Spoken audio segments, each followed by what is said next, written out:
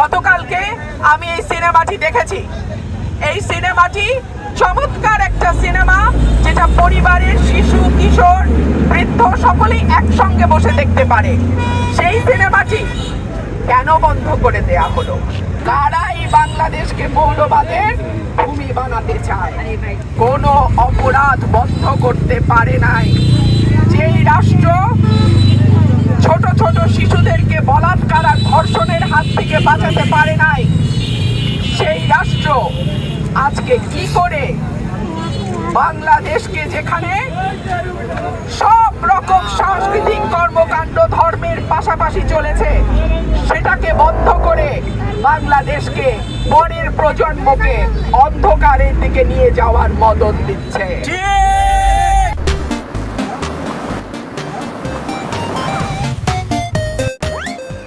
একটার পর একটা মাজার ভাঙা হয়েছে, কবর থেকে তুলে নিয়ে লাশ পোড়ানো হয়েছে।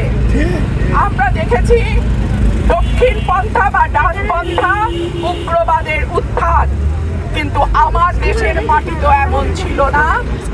এই দেশের মাটিতে আজানের ধ্বনি যেমন সুমধুর ধ্বনি আমরা শুনেছি, আমরা বাউল গানও শুনেছি।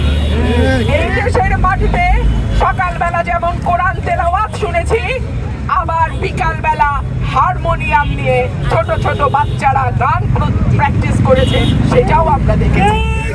তাহলে এই বাংলাদেশকে কারা এই বাংলাদেশকে মৌলবাদের ভূমি বানাতে চায়?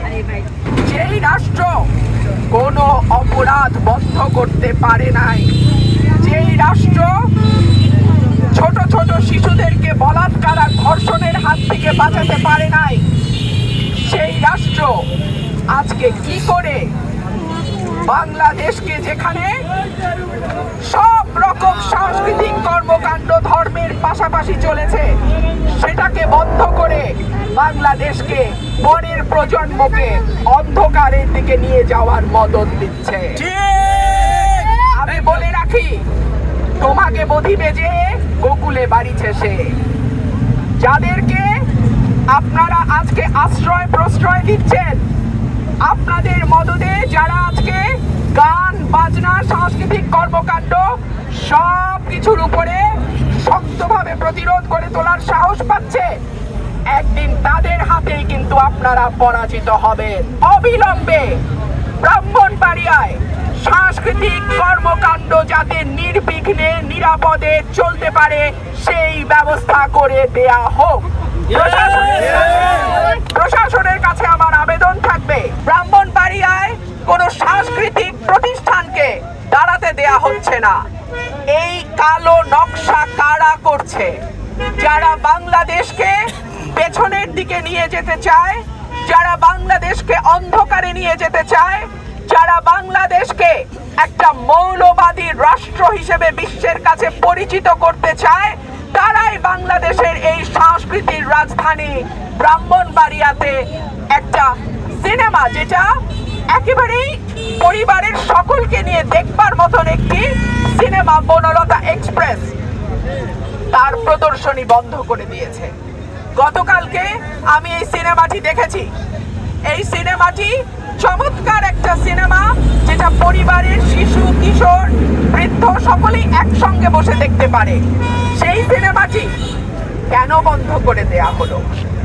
আমি যদি প্রশ্ন করি, যেই রাষ্ট্র 6 বছরের শিশুকে ধর্ষণ আর বলাৎকার থেকে রক্ষা করতে পারে না, যেই রাষ্ট্র 70 বছরের বৃদ্ধাকে ধর্ষণের হাত থেকে রক্ষা করতে পারে না, যেই রাষ্ট্রে প্রতিদিন 2 জনের উপরে মানুষ খুন হয়, যেই রাষ্ট্রে দুর্নীতি, দুঃশাসন, টাকা পাচার, ব্যাংক লুট, ঘুষ, কোন রকম কোন